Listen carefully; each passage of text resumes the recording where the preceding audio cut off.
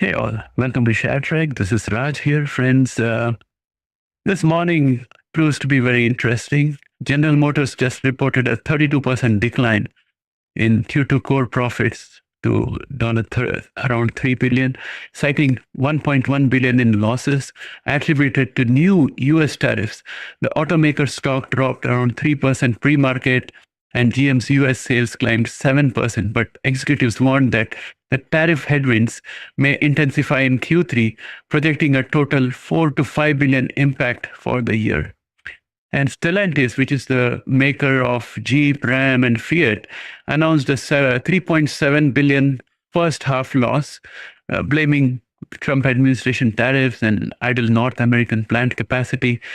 The auto sector broadly faces mounting losses and possible layoffs as trade tension escalates. And in the tech sector, I think there is a whole lot of excitement happening because everyone is watching closely earnings from the Magnificent Seven, especially Google, which has been pretty strong in my opinion. It didn't go exuberant like Mag 7 when every Mag 7 stock went up. Google was still behind. It had really pretty good ratios. It's looking pretty strong on the charts. And again, Tesla is the another one that is reporting this week. Strong results from these two players will be critical for sustaining the S&P 500 and NASDAQ momentum. Even minor misses are likely to trigger volatility. And in this context, I think Tesla has got a much harder job to do than Alphabet. I think Alphabet might sail through, but Tesla has got heavy challenges that it has to overcome. So I'm already short on Tesla, and I'm not making any changes in my position. With regard to global trade, I think the tensions are escalating. The US is set to implement wide-ranging new tariffs on EU and Mexican imports from August 1st, prompting warnings of retaliation and renewed talks of broader EU countermeasures. While US investors seem numb to headline risk, volatility has spiked across some European and Asian markets. And also, Canada's premiers are meeting today with Prime Minister Carney with trade war strategy and tariff retaliation or fallout as the core agenda. And there have been a lot of efforts to remove inter-provincial trade barriers, at least from the federal level. Some steps have been taken. And if that gets cleared, I think it will turbocharge the Canadian economy and kind of blunt the tariff shocks a little bit. And also the overtures to Europe should help create new markets. Also a notable sector moves include Verizon, which posted a rally after raising its full-year guidance on strong wireless demand. And I think wireless nowadays is a staple. It's a table stakes. It's a basic requirement. So I think Verizon should be able to survive any kind of market ups and downs to a good extent. And then we have Roper Technologies, which bet Q2 expectations, citing a 13% year-over-year jump from software and AI-driven solutions. These things seem to look pretty good for the tech sector as a whole. In Europe, shares of AkzoNobel fell after downward profit revision and cost-cutting talk ramped up at Volkswagen in the face of German economic stagnation. And of course, the tariff headwinds are also out there. And the US 10-year Treasury yields are steady at 4.45, and the Federal Reserve is entering a communication blackout ahead of next week's meeting. But Chair Jerome Powell is due to speak at a regulatory conference later today. People will be watching that for any clues. And the debate continues over Fed's independence amid pressure from Trump administration for faster rate cuts. So I wouldn't be surprised if Trump does anything as we approach Friday, because there is a lot of things that are being done by Trump in order to shift the attention from the Epstein files. It is getting heated up, and nothing seems to be sticking. And therefore, I think some things unthinkable could also be done. And one of the areas that it could be done would be with regard to Fed Reserve, Jerome Powell, or maybe some international stunt. So nothing can be ruled out. That adds to the risk of volatility. And US economic growth is tracking to 2.4% annualized pace mid-year. Today's June existing home sales data will be closely watched indicator from that perspective. And Alphabet is going to report post-market today. Tesla is going to report post-market today. IBM and Intel are going to report. And key economic data about June existing home sales will be released around 10 a.m. this morning. And investors remain focused on corporate earnings from US tech giants and the escalating US-EU trade conflict. Tariff effects, especially for the auto and manufacturing sectors, will likely feature heavily in Q3 guidance. And also on the economic fronts, watch for housing data, GDP later this week, and overarching market sentiment is cautiously optimistic. People are not throwing in the towel yet. But this is prone to volatility driven by macro policy headlines and mega cap tech results, and also anything that Trump might put out there.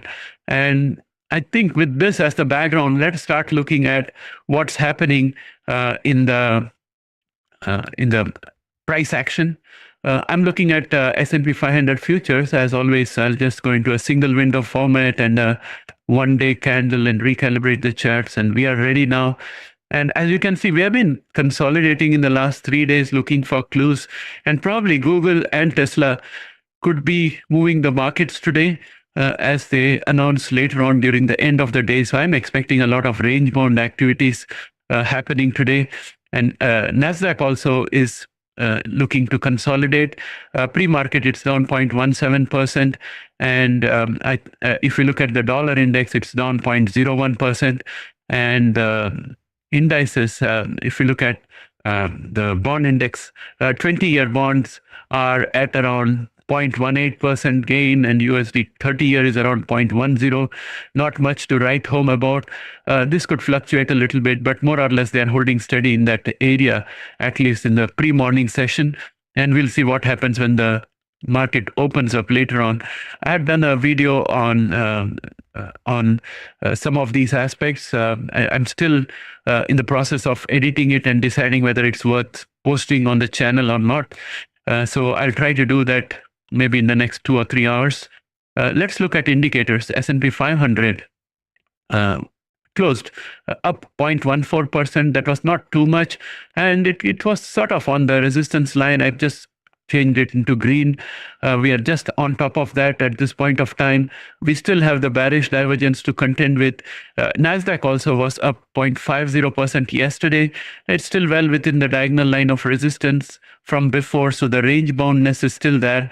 And VIX is up 1.50% this morning. Yesterday also we had elevated VIX when we started, but during the day it came down and we had a red candle. I don't know if the same thing is likely to happen today because of the 2 big results from Google and Tesla that we are expecting. So I think there will be a little bit of volatility today. Gold is down 0.19% in pre-market trades, nicely set up for challenging this diagonal line of resistance at around 3435. And QQQ indicates a slightly negative pre-market action, but we are still above this diagonal line of support out here, and the support today is going to be around 563.58. Right now we are at 563.83. If we were to break down below that, that's a long way to go down, and I think 537.49 is going to be the next support. So that's what I have for in terms of the indices. Put call ratio is mildly bullish to neutral and not that great, nothing major out here. Now let's look at the AI stocks. I think NVDA is the big one I'm looking at here. It's down 0.61%. And I have this news article out here. Let us see if I can open it up. I'm unable to open it. I'm going to read it from here. NVIDIA has informed Chinese clients of limited H20 AI chip stock and halted production due to TSMC's capacity issues from a US ban, causing supply constraints for this key asset. I think this is a very bullish signal in my estimation. So this 0.61% drop, I think it's going to clear out when the market opens, because think of this, when H20 is the maximum that can be given to China legitimately. And if NVIDIA says there's a shortage, there could be a back order from Chinese companies, and that can push up the price for H20 and add to the bottom line for NVIDIA. So I think this is a very positive catalyst, and it should push the stock up further, despite the fact that there are all those bearish divergences. So I'm thinking when the market opens, if we don't get some bad news from Google and Tesla later on in the day, NVIDIA should be sailing upwards, and that should be a collective momentum for Mag 7s to move upwards. But at the same time, remember, the expectations are very high. Not only should they deliver for the high expectations, but also cater for going forward, what the outlook is like. So the ask is very serious. But overall, I think NVIDIA is on a good wicket. Meta is up 0.49%. It is still going to face resistance on the diagonal line of resistance. I think it's exactly on top of it. The diagonal line of resistance for today is going to be 716.76. We are at 716.46. So if we break out above this, then our resistance is going to be 736.65. And if we fall down, I think our support is going to be 701.11. That's what I'm looking at out there. Of course, Google is going to report today. I think they can easily touch their resistance at 193.84. Everything is looking pretty good for Google. There is no bearish divergence or anything out here. And also RSI, even though it is overbought, we have gone above that in the past. So there is still room for Google. And in pre-market action, it's up 0.81%. It's at 192.65. So the action looks pretty good to take out 193.73. And of course, Amazon is up 0.37%. There is a positive analyst rating for Amazon. Morgan Stanley has upgraded Amazon as top internet stock, citing growth, strong growth from web services, and projecting a 33% upside to $300 target price. So we have still got, according to Morgan Stanley, we have at least another $71 to go. And my own projections were somewhere around 258, and Morgan Stanley is around 300. So we'll see what happens. This was a reverse head and shoulder projection that we had taken. I think the next one I would like to see is going to be Tesla. Tesla is going to report today. Pre-market, we are up 0.26%. And the street says that Tesla will report Q2 earnings on July 23, 2025, with expected EPS of 39 cents and revenue of 22.2 billion, down 25% and 13% year over year, respectively. That's not a good look, but Elon Musk can always surprise with some declaration, with forward-looking statements, and that could move the market. So we'll have to wait and watch what happens out there. And yeah, with that, I think the next one I would like to look at is going to be in genomics. Let's look at Prime. It's up 0.22%.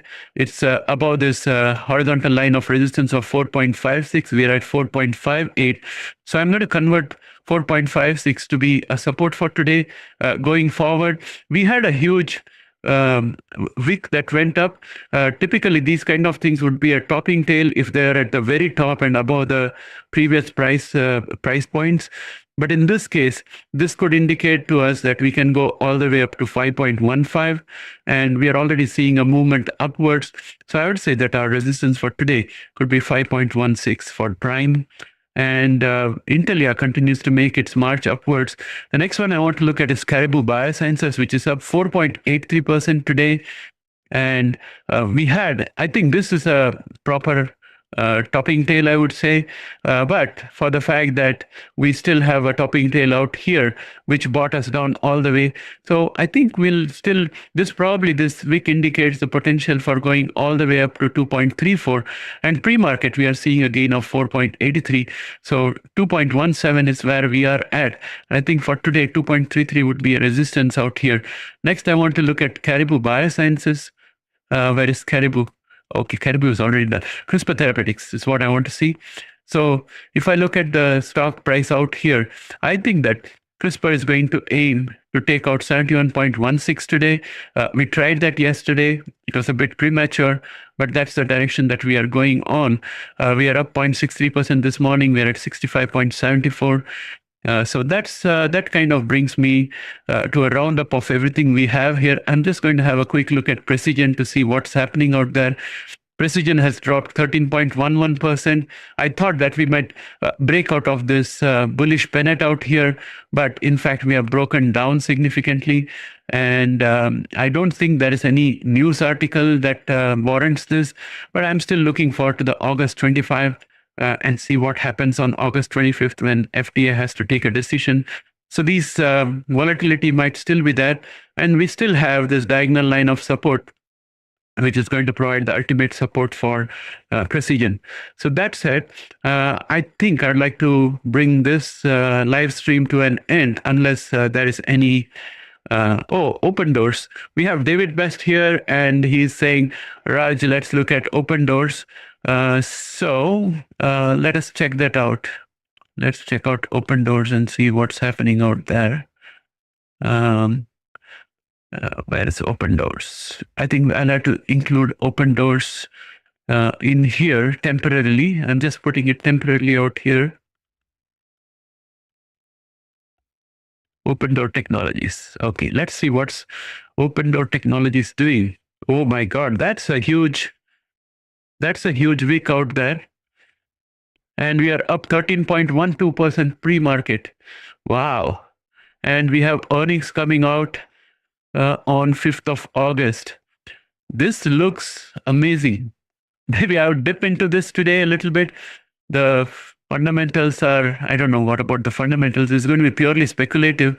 This is looking amazing. And RSI is so overbought. Has it been like that before? It's overcome earlier. I think probably there could be a consolidation today before it goes up. Let us look at the previous day's market action. So we had a market action on 17th when it opened up way higher, and then it came down and closed down, and the next day it went up, and the following day, that is yesterday, we had a gap up happening. So today we could potentially see a red candle. So I'm going to wait for the market open. And if we go down at the market open, because remember, there are a lot of other tech companies reporting and they could suck out the oxygen. So we'll have to see what happens to the momentum, which is overbought. So I'm going to wait and watch, but I think there is a lot of strength in this chart. And there is plenty of time before the earnings, which is on 5th of August. So this is indeed a very interesting stock to watch. I'm going to take this out of here, and I would put it back somewhere else. I'll do that. Maybe I'll put it out here. Open Door Technologies. And I'll check this out. Thanks, David. And I think with this, I'd like to end the live stream today. And I'll catch up with you guys later on. So Open Door is going to be a good speculative option to look at. And yeah, bye for now, guys. Have a great day. See you later.